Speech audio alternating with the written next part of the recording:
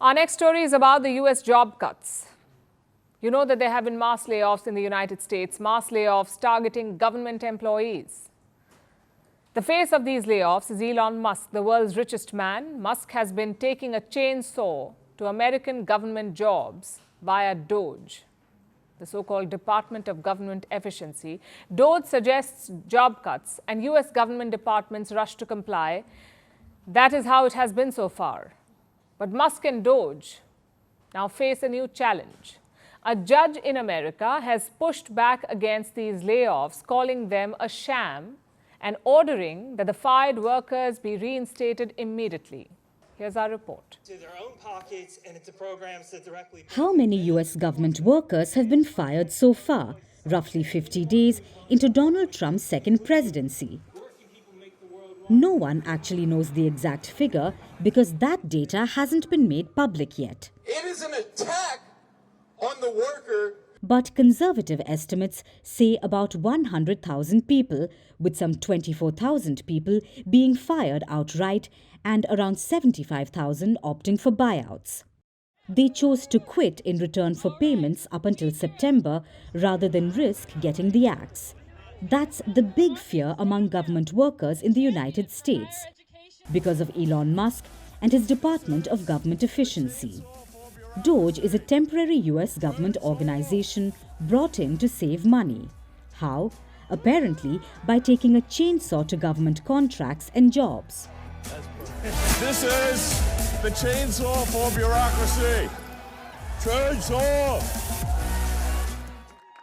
So government workers are destined for Musk's chopping block. Almost 75,000 chose a buyout instead of uncertainty. But the 24,000 people who were fired didn't get this choice. They were probationary workers, people who had held their jobs for less than a year. This meant they didn't have the same level of job protections that other US federal workers enjoy. Now, just being new at your job isn't a valid reason for termination. That wouldn't hold up in a court of law. So, US government agencies just said the probationary workers were bad at their jobs. Poor performance is a valid reason for the axe. So, were all the probationary workers actually bad at their jobs? Realistically, probably not. But it didn't matter.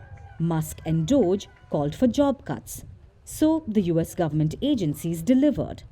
But now, weeks after the fact, it seems the US legal system has finally intervened. This is not happening in the dark.